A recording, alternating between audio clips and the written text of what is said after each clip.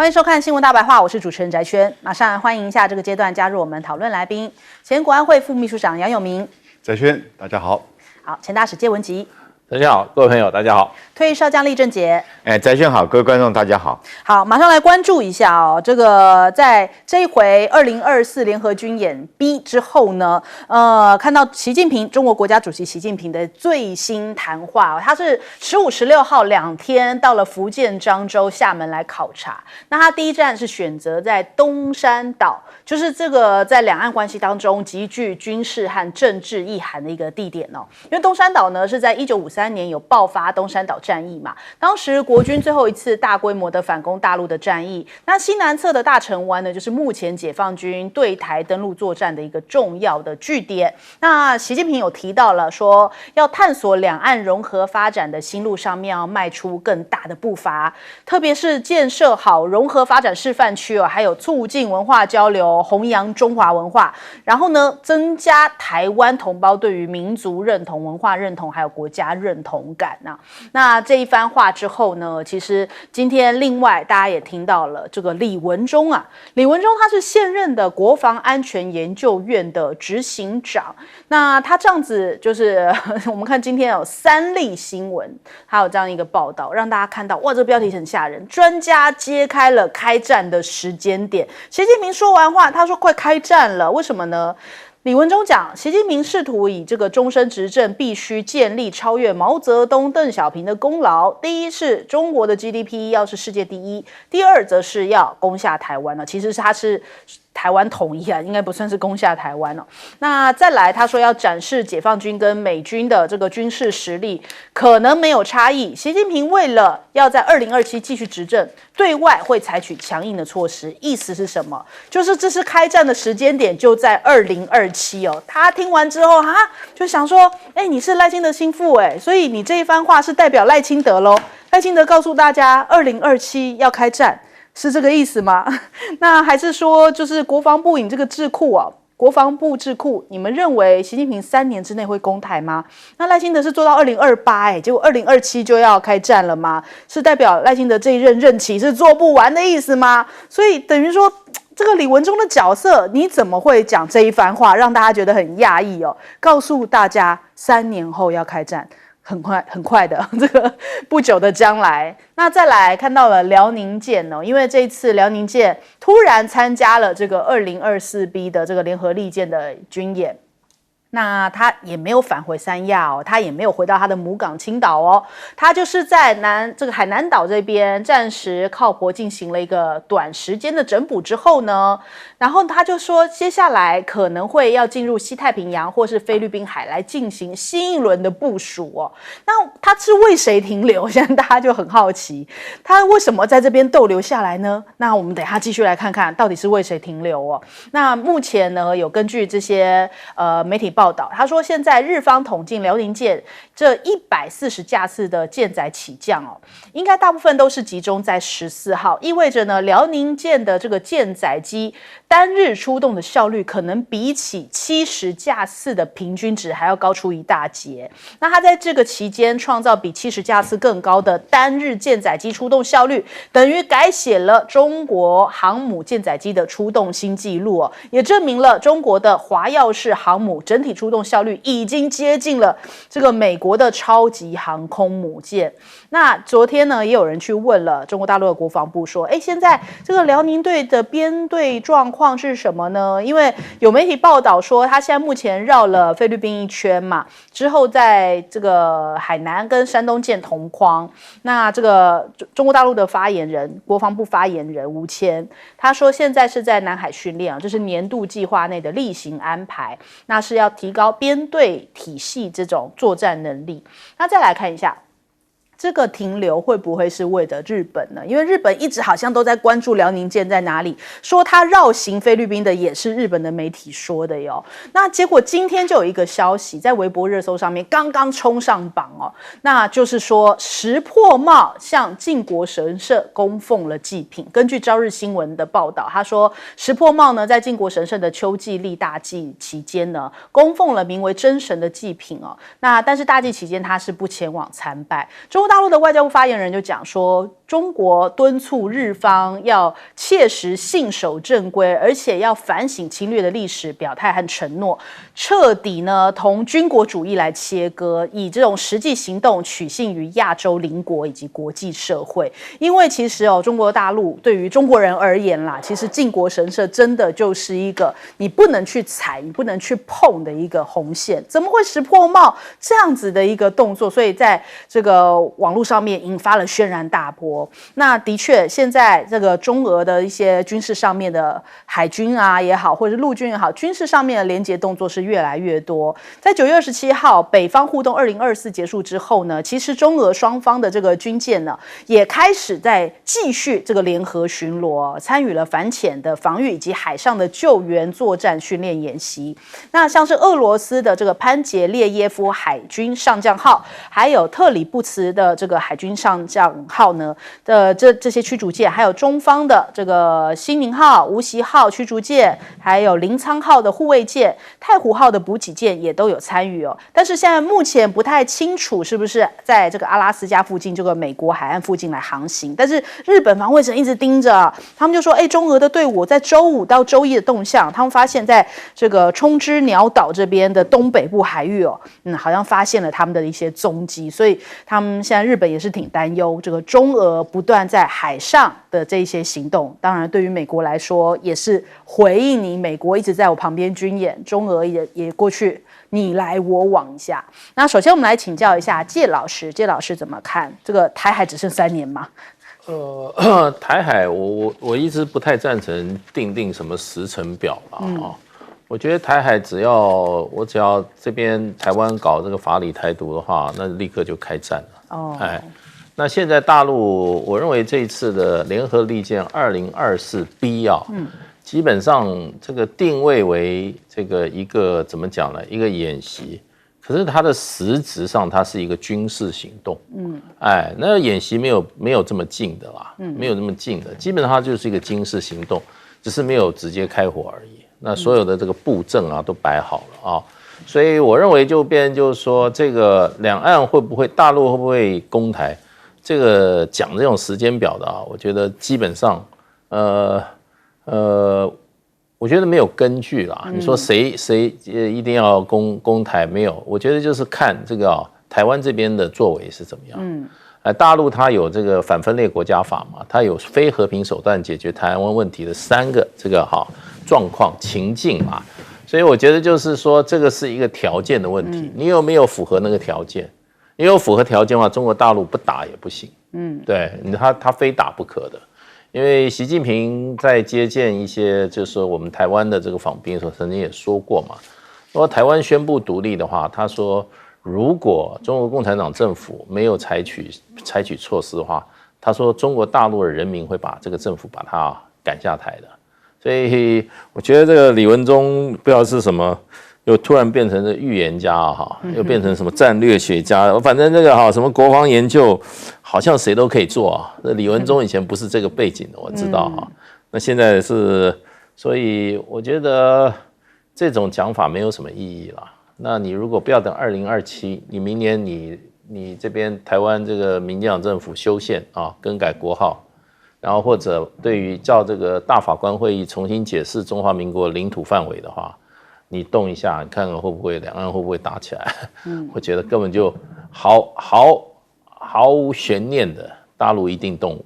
这个就看这个赖清德怎么做了啦。这几年就看赖清德。那大陆现在来讲的话，当然它的武力是比过去5年、10年增强非常的多。尤其这些所有投射的力量，过去说海峡天险，那个大陆解放军跨不过台海这个200公里这个跨不过，跨得很困难。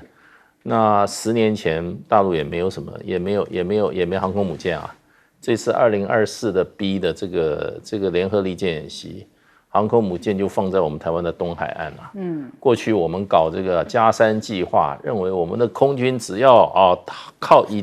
以中央山脉为凭借，然后都在中央山脉靠东边这一侧我们挖一个大的一个这个停机的这个地下机库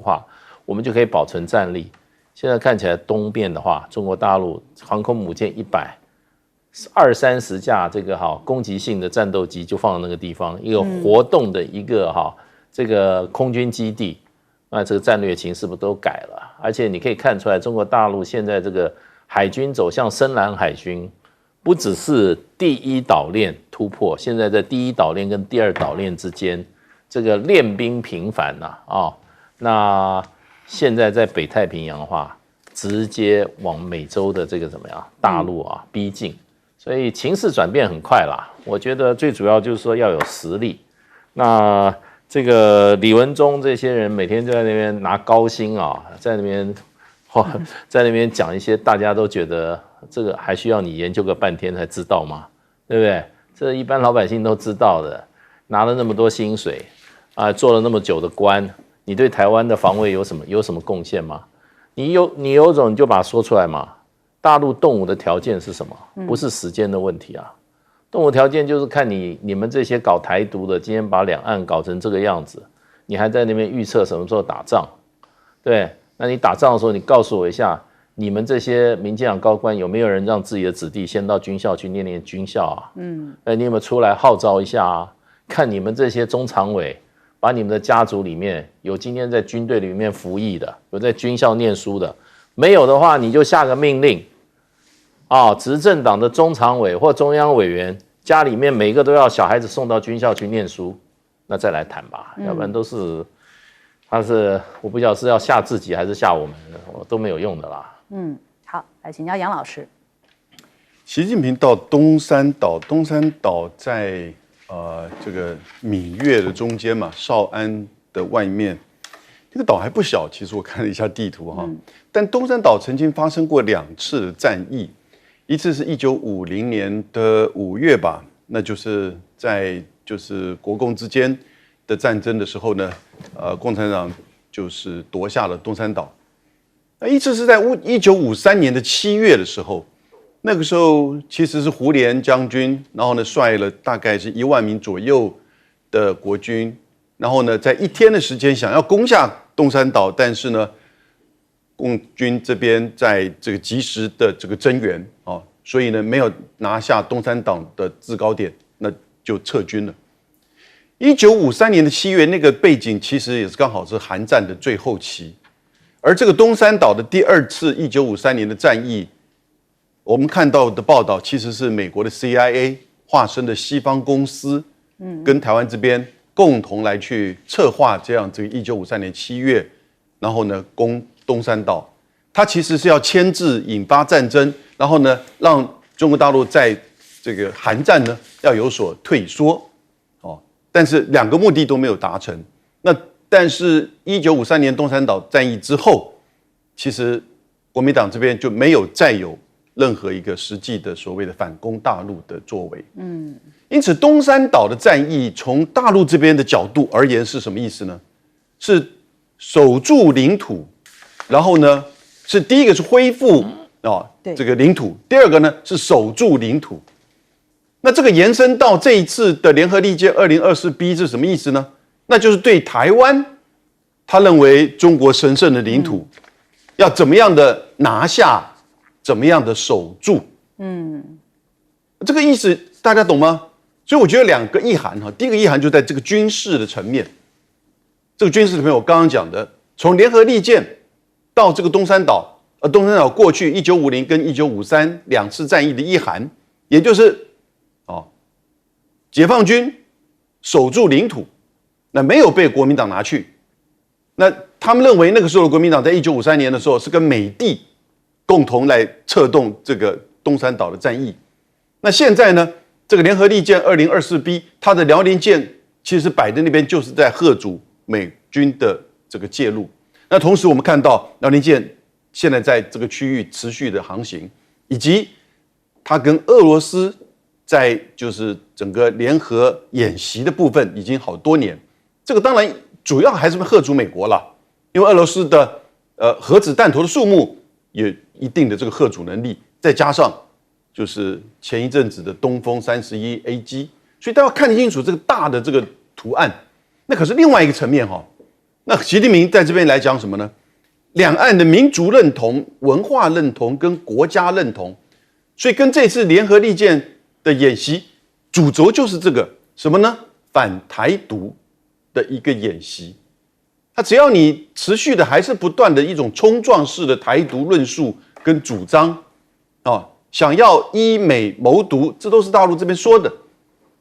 那我们会持续的去强化大陆这边强化就两岸之间的融合，因为台湾的这个贸易还是主要靠的跟大陆的贸易嘛。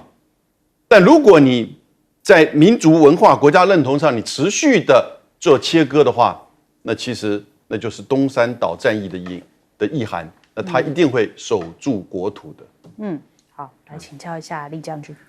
这个东山岛的意义在哪里？那时候为什么1953年的时候国军要把它拿下来？其实大家去看一下地图就知道，如果说是解放军要这个攻台来讲的话，他一定用沿海的各个港口嘛。那如果最北边的是上海，从上海发航到台湾来可能会超过1天以上的时间。然后南边来讲的话，如果从广州发航来讲，也会超过1天以上的时间。那超过1天以上，你就很容易在海上就把你击灭掉，你这个登陆的船团。那最近的3个港口，距离台湾最近的3个港口在哪里？第一个是福州，第二个是厦门，第3个就是东山岛，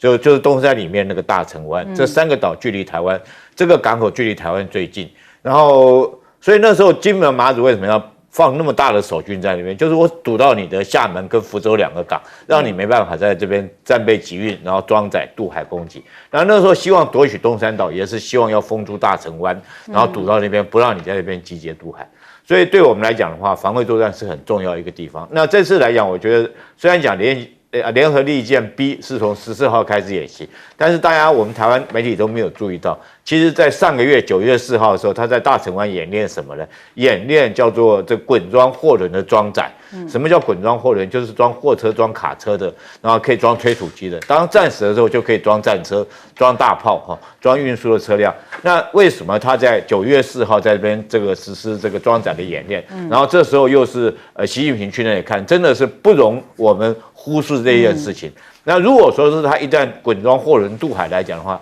他要夺取一个港口，不见得一定要台北这个或者是台中、高雄港那么大的港口，他只要沿海一个港口，让他夺取的话，他战车从滚装货轮就立刻下来了。那这次来讲的话，辽宁号为什么还在这个地方？从我们这次来讲的话，辽宁号总共起飞了总共70架次，其实有35架次是歼15，有25架次是直升机。直升机我们可想而知，应该是它的预警直升机，然后歼15是它战斗直升机。那这代表什么意义呢？代表就是我们战时的时候，我们战力保存海空的战力保存位置完全没有了，被没收了。我们都知道，战时的时候，我们空军要转到花莲的嘉山基地、台东的志航基地，那海军要在这个花莲外海东部海域来实施苏泊。那现在如果说是这个共建辽宁号在这个地方来讲的话，你想想看，在这种状况之下，我们还有没有能力实施战力保存？我们不管空军或海军，现在不知道躲什么地方去。西部海岸可能遭受到攻击，那东部来讲，以前认为说是中央山脉可以当做一个屏障，他们飞不到这么远。那现在人家摆一艘辽宁号在那边，我们后续怎么办？另外，我特别要提醒一件事情，这是光在我们西部海岸，解放军的战机总共有多少架次？47架次。47架次什么概念呢？我跟各位讲，台湾从北到南也不过400公里，也就平均不到10公里，一架战机对着你。那大家要知道，这种比例来讲是非常可怕的比例啊！不要掉以轻心，总共153架次，等于制空权是完全没有了。好，我们先休息一下，广告之后马上回来。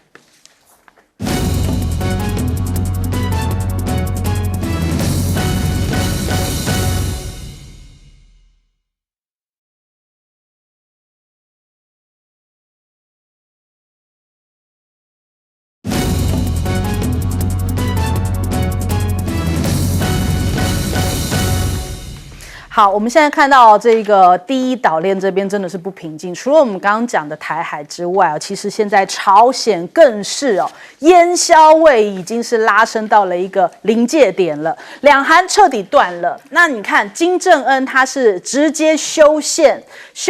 说南韩是敌对国家，已经把你当成另外一个国家，放弃了两韩统一的目标。他们现在最高人民会议已经修订了这个宪法，所以呢，就直接把南韩视为说你是一个在我旁边的敌对国家，甚至炸毁了双边的铁路道路。那还公布了这种近距离爆炸瞬间的画面哦。那所以你看看，他们就等于说，好吧，这个朋友当不成，和平谈不成，我们现在恩断义绝，楚河汉界，从此以后你就是我隔壁的这个敌对国。那他们就想说啊，基于这个重大安保考虑，所以要采取一些合法的措施，炸这些桥啊、路啊，就是要保持我跟你敌对的一个等于说安全距离缓冲区哦。那再来我们看一下，这个不止炸桥、炸道路哦，那它还砸了1.9兆韩元来，现在要埋地雷盖这个防护壁哦，也就是说我跟你保持一个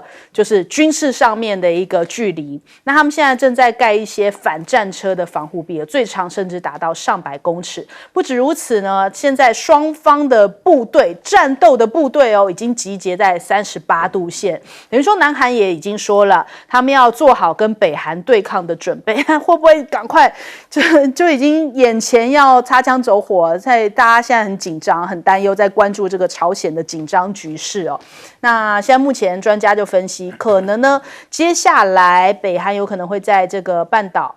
朝鲜半岛或半岛以北的海域来进行海上的炮火，上面就等于说反击南韩。那现在看起来，接下来会有更多高强度的或是低强度的这种全面性武装的挑衅，南韩觉得都有这样的一个可能性发生。那再来，我们看一下。这个为什么炸道路格外重要？因为它是一个两韩的统一希望的一个指标哦。那南韩它其实呢是斥资了1800亿来建这个公路，那所以现在目前看起来，韩国媒体讲说，你北韩这样子炸公路当初耗费了1800亿元，大概是1.3亿美元，台币换算是48亿元呢。就说，哎，你这个应该要还我钱啊，你敢炸的话，你就要还钱哦。南韩现在在跟北韩吵这件事情，但是呢，为什么我们叫它是统一希望？这一段铁公路其实是被视为两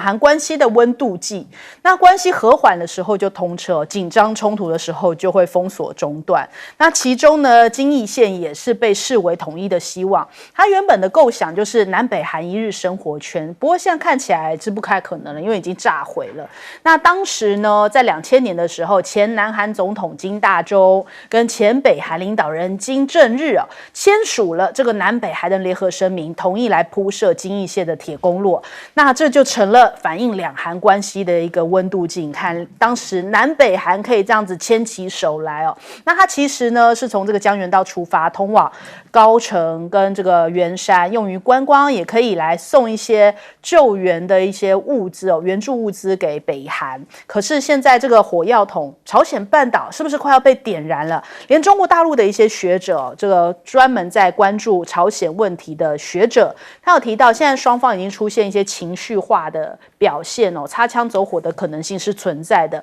因为现在双方呢，两国都憋着一股劲，那互不妥协，那双方特别还没有这种对话的渠道因此就使得紧张关系越拉越高。那再来看到了美方，是不是现在连乌克兰都来介入这个朝鲜呢？他们讲他说。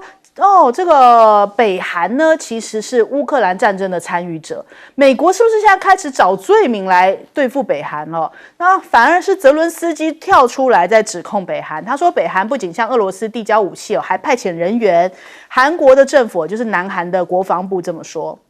他说呢，的确，朝鲜有派兵援俄的可能性，所以他们现在也在密切的关注当中。说北韩的士兵接受专业训练，还参与了这场俄乌战争。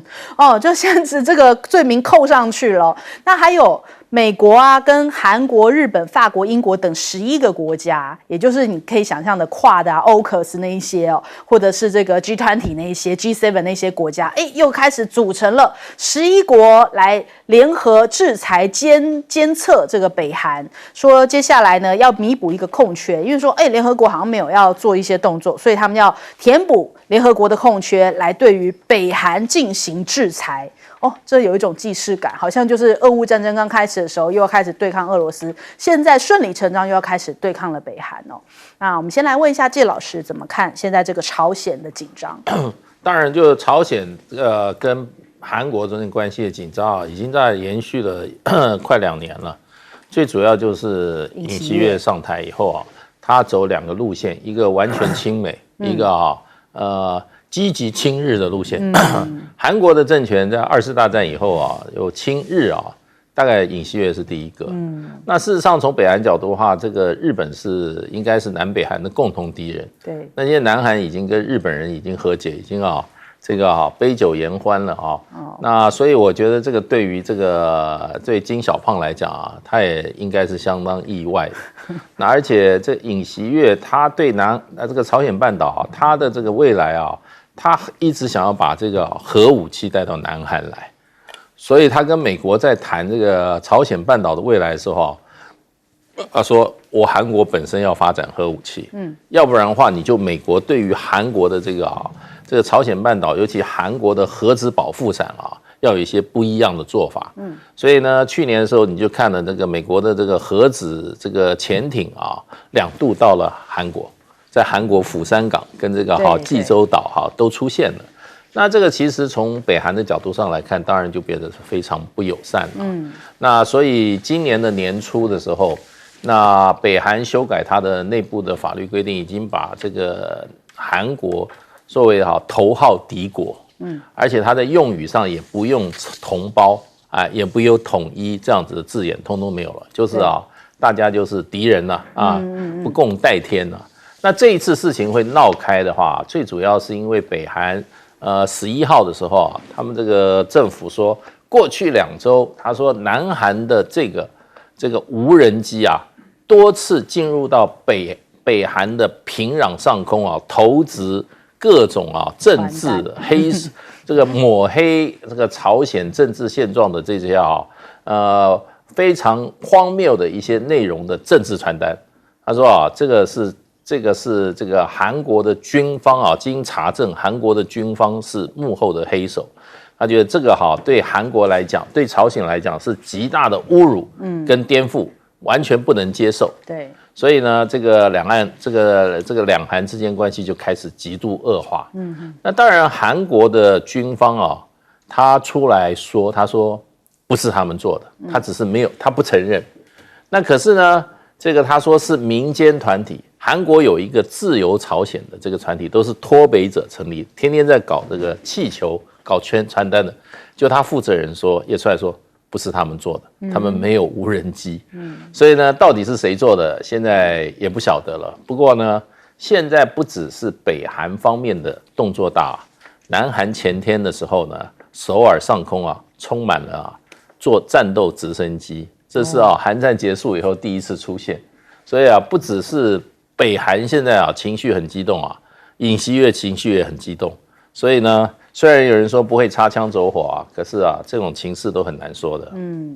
好，来请教李将军。这一切都是美国的阴谋了。我讲的是真的不是开玩笑讲，因为美国一直想要促成一件事情，就是美日韩3个国家能够结盟在一起。那所以美国一直不停的从今年开始，其实一直不停的在挑弄韩国，对朝鲜做很多的挑衅的动作。所以这次大家不要以为说为什么这个北朝鲜来讲的话，不过就是一架无人机去丢个传单，你需要做这么大的动作吗？我从整个今年来讲，细数给大家听，美国跟韩国这1年来总共实施了3次的重要的军演。第一次是在3月份的时候，它叫自由盾牌，然后6月份的时候实施一次叫自由刀刃，这第3次是8月份的时候实施自由卫士。这3次的军演，尤其是8月份那次的军演，它是登陆演习，那你很明显的你是一种攻势作战，那对于金正恩来讲的话，那当然威胁性非常大。第二个，这次来讲虽然说是无人机，可是我认为说这次无人机美韩军方这个绝对是不可能脱得了这个责任，因为这架无人机它飞的路线来讲的话，它直接飞到你平壤的市中心，而且是飞到它劳动党的中央党部附近。那对这个北韩来讲，那当然是威胁性非常大。我们都知道，这个俄乌战争里面，如果说是无人机来讲的话，又随时可以发起这个虽然的自杀攻击，那对这个金正恩来讲，那是威胁性很大。这是在军事上的意义。那在政治上，他丢下来的那些传单是充满了政治挑衅的意味，然后鼓动这个朝鲜人民来推翻这个金正恩。那金正恩来讲，这时候当然是可忍，孰不可忍。那这时候双方的状况怎么样呢？金正恩也不是省油的灯哈。金正恩来讲，他立刻动员8个炮兵旅的这个炮兵的上万门的火炮，直接对着你的首尔。首尔来讲的话，距离这个38度线大概只有40公里，也就是说，他全部在这上万门的火炮火力涵盖之下。那如果说一旦一开火的话，包括三星工厂，包括首尔，可能是一片火海。所以地面攻势来讲，北韩是绝对占有绝对的优势。另外，朝鲜来讲，这次还做了一个很大的动作，他动员140万的我们台湾叫民兵哈，事实上他就是自愿从军的，有140万。在2023年的时候，他也不过才80万，这是动员140万。从这个指标我们就看得出来，尤其是为什么我讲说美国的阴谋呢？因为美国现在来讲的话，日本的媒体发布一则很重要的讯息，就这个朝鲜有事的时候，美军可以在不经过韩国国会的同意之下进驻朝鲜里面的美军基地。那对韩国人民来讲是可忍，孰不可忍？对金正恩来讲是绝对不可以接受这种事情的。好，来请教杨老师。南北韩之间的这个冲突，其实从他开始在做核武器，1994年签署了就是框架协议之后哈，到现在为止，双方之间其实就冲突不断啊。那大概基本上是随着韩国的这个总统代表的是哪一方势力？是比较亲北韩，还是说是比较亲美的？亲北韩的意思就希望跟北韩维持一个和解。所以你看，像是金大中然后呢，到最近的这个，就甚至败选的那个李在明，他们都基本上其实是要跟北韩去做和解的。对，那金大中还开过南北韩的高峰会。另外一方面呢，你就看到是比较亲美的，它也代表韩国内部2种不同的势力。那前后2个礼拜都可以在首尔市区进行，一个是亲美的这个示威游行，另外一个是这个反美的示威游行。那现在呢，关键就是在这一任尹锡悦，他当然是亲美而且要进一步的加强跟美国的合作，因为北韩这边、朝鲜这里就不断的在测试他的弹道飞弹然后呢，今年2024年的6月19号，普丁访问平壤，就签署了朝俄的同盟共同这个战略协定，所以那就是个朝俄同盟。在这个朝俄同盟情况之下呢，北韩就比较有一点信心满满面对美国的这种跟韩国的核同盟的这种挑战那因此呢，双方就会有一点这种摩擦。尹锡悦最近的民调非常低他不只是国会变成这个少数党、极少数党，他现在不支持率来到71%，支持率只有25%。他的太太拿那个名牌包，虽然不起诉，可是呢，媒体不断的在批。对，所以呢，你就看到，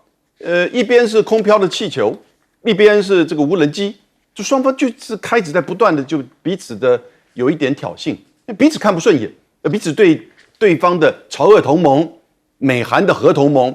都有一点很强烈的意见。但是我过去整个看就是南北韩之间它会发生冲突，你不要小看小到那种上流放这个排水，然后呢造成整个南韩的就是农田被淹没，然后河里面放的这个箱子不知道一拿起来爆炸，然后呢韩国这边呢也会测试北韩的这边在军事上的这个反应，也因此发生过几次战争，对不对？延坪岛等等之类。那因此其实不要小看这一次的这个冲突，但是因为双方背后都有美俄在牵制住，但现在美俄又加强跟对方的同盟，而尹锡悦要等到2027才下台所以我觉得接下来的紧张情势会提高，但是你要说发生所谓的两韩大战应该可能还不至于。好，我们先休息一下，广州马上回来。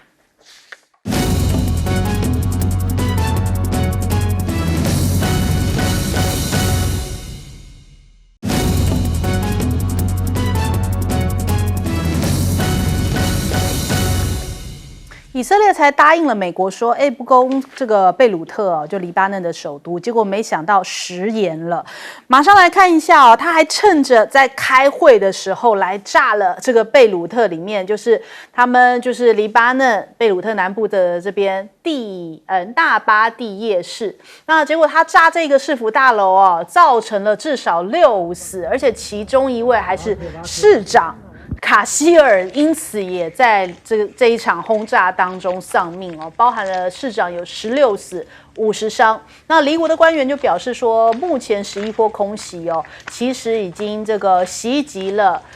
纳巴蒂叶的周边，然后在这边形成了一条火带。以色列怎么说恢复就恢复了对于贝鲁特的空袭呢？我们看这个《华尔街日报》也在讲说，你不是才答应了拜登政府说要停止对于黎巴嫩首都的轰炸行动吗？怎么马上结束了几天平静，立刻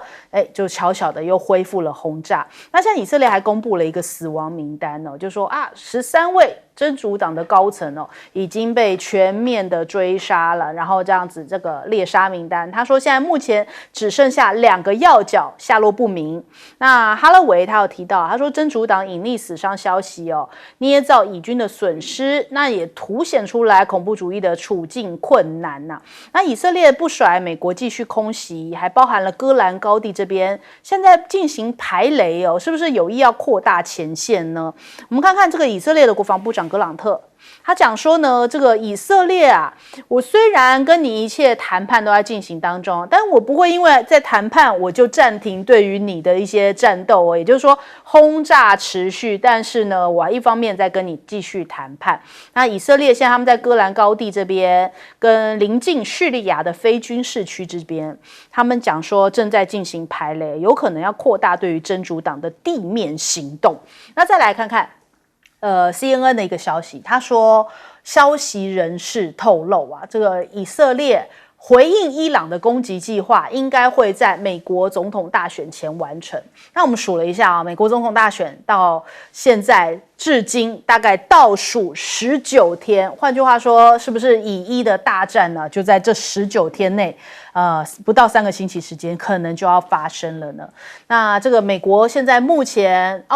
国防部长奥斯汀跟以色列的防长格朗特，他们现在已经有进行对于这个萨德部署有一些交谈他们还重申说，美方坚定支持以色列国防行动的一个立场那不止如此美国的几位这个国防官员还讲说，美国的这个 B2 轰炸机也袭击了这个也门的胡塞组织换句话说，美国你已经等于是参战了嘛，你不断的向这个以色列来提供武器现在目前以色列69%的武器进口是来自于美国，那其他国家已经大幅减少对于以色列军事这个援助但是美国没有美国讲了半天，他还是最支持以色列，一直在给武器，然后导致这场战争一直没有办法停止的最大原因嘛。那现在这个德黑兰他们已经开始有所动作了，因为倒数19天嘛，那所以他们现在最大的石油码头根据这个欧亚日报报道，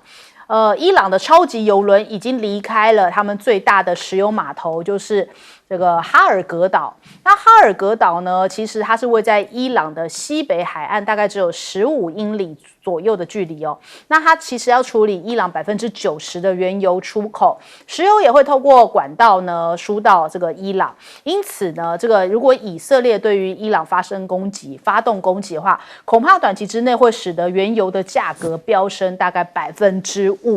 因此，国际能源署现在很紧张，他说现在中东的局势很担忧全球的石油呢，大概有20%是要经过荷姆兹海峡，一旦伊朗跟这个以色列开战，甚至呢在这边的这个石油码头受到影响的话，这是会动摇全球的这个石油能源市场那可能会造成大概5%到10%的这样子的石油价格的飙升。各国现在已经受不了以色列了，因为以色列不但这样子违背了他的承诺，不打这个黎巴嫩的首都他现在还不断的向维和人员来开火，他们朝瞭望塔来开火。维和人员在 X 上面 po 文就说，发现到这个以色列的国防军朝他们的瞭望塔来开火，造成了2台的摄影机被毁，塔楼也损毁哦。那这是一个蓄意的攻击啊！那这个消息呢，甚至还登上微博热搜，就说有火箭弹掉入了大陆赴这个就是赴黎巴嫩的维和部队的营区。我们来看看画面。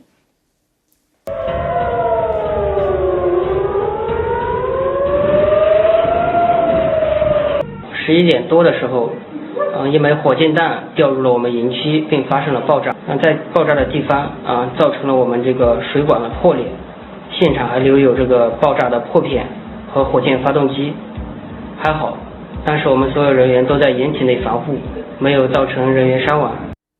对，现在连马克宏都受不了，就是提醒纳坦雅胡，你要记住啊，因为以色列是由联合国决议而创立的，你现在连联合国都不管了吗？联合国的这个维和部队你都要炸吗？然后很多国家的这个首相也都出来纷纷喊话，英国首相表示说，考虑要制裁2名以色列的部长，觉得他们言论令人作呕。还有意大利的总理这个梅洛尼也讲说，将要访问黎巴嫩，就讲说这个以色列要求撤离维和部队是一个错误的做法，大家都看不下去了。我们来问一下介老师怎么看？对，以色列事实上是挑战各国的利益啊，挑战国际公法，挑战国际组织的地位啊，所有该做的都做了。可是说实话，这个国际社会拿他们没办法嘛，其实都是只说不做而已啊。你说这个马克宏如何啊，嘴巴上讲句有什么用？那你就把你法国驻以色列大使召回啊，对，如果再不行的话就断交嘛，对啊，这个很容易啊。然后你这些意大利的话，你们都是罗马公约的这个签约国啊，你就在那个国际罪犯法庭里面、刑事法庭里面，你就提议啊，把这个内塔尼亚胡啊通缉他，对啊，他违反国际人道法，你不是都说了吗？为什么都不做呢？所以呢，我觉得这些国家基本上就是说啊，还是口是心非啦。那我觉得这里面，我觉得啦，还是一个宗教的问题。对这个问题，事实上在这个西方几百年、上千年都无法解决，因为这个是2个不同的宗教的阵营。所以呢，我觉得基本上要对这些异教啊，就是回教徒啊，现在受到的这些灾难他真正出来主持正义啊，其实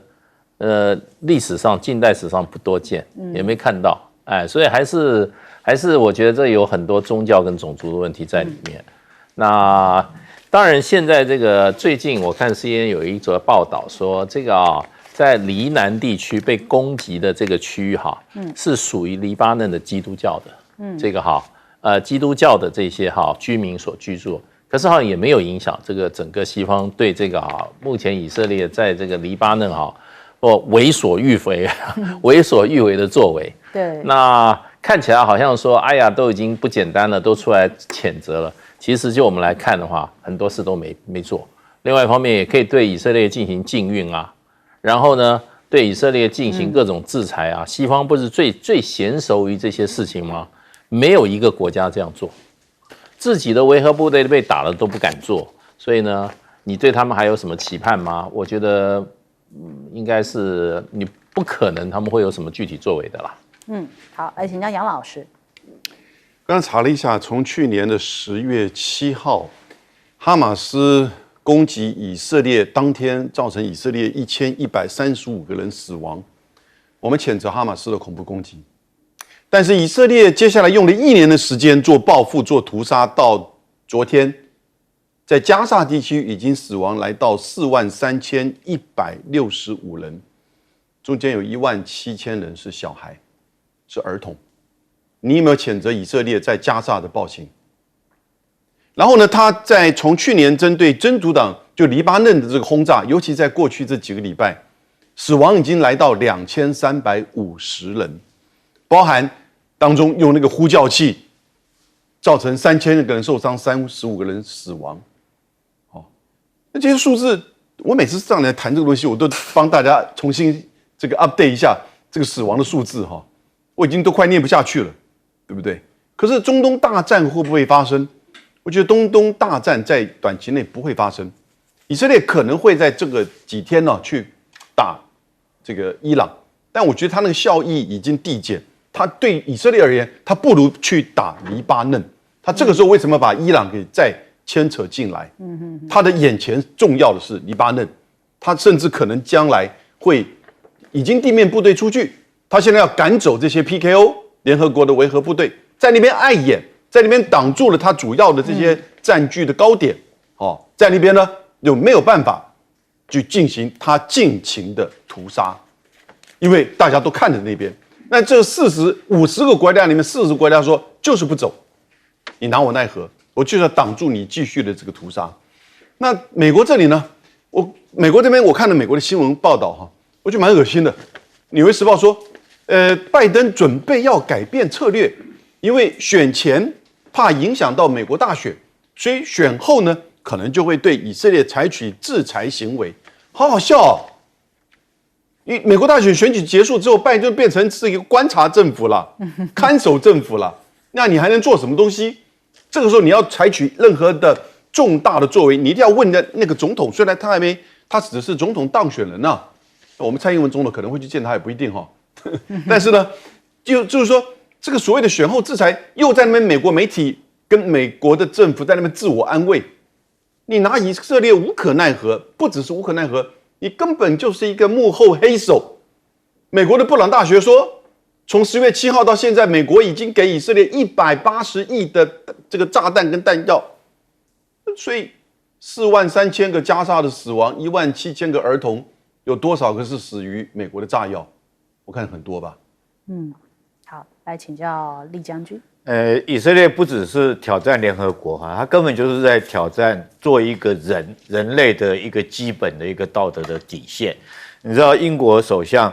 斯凯尔为什么要制裁这个以色列的财政跟国安2个部长吗？因为他的财政部长说要饿死这个巴勒斯坦200万的人口。而且他也确实在做这种事情的。那当然，听在人类的耳朵里面，你不管是任何肤色或任何人种，绝对不能允许这种事情发生。你怎么可以用这种饿死的战略呢？可是问题是说，以色列现在在北加沙、加巴利亚那个难民营里面，已经开始在遂行这个动作，他就是切断他所有人道救援物资，已经不让他进去了。那美国现在来讲，有多卑微到什么程度？美国跟以色列讲说，这样好了，那我给你萨德系统，你让那些人道救援的这个物资可以进入到北部难民营。所以我们看到以色列这种毫无人性的做法，实在是令人发指尤其是在军事上面，他们有一个原则，叫什么？叫达西亚原则。什么叫达西亚原则呢？就是他以绝对优势而且不成比例的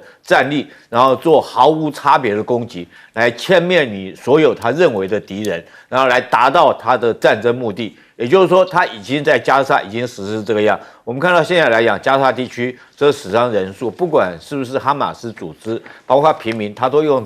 这个不分差别的攻击。那他也准备在黎巴嫩南部来讲，他也准备实施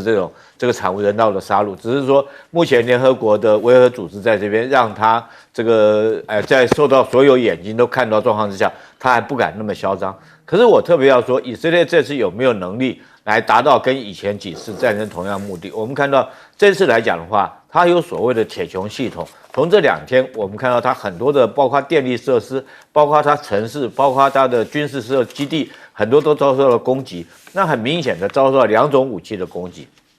第一种是最高端的武器，第二种是最低端的武器。什么叫最高端呢？就是伊朗打它的法塔赫超高音速导弹。那事实证明，它将近有30发没有拦截到，它的剑2、剑3这个高空拦截导弹系统没有拦截到。那第二种是什么？是最低端的武器，它也没办法拦截。什么是最低端？它就是无人机。那我们这2天看到伊朗这个黎巴嫩真主党用那种低空的无人机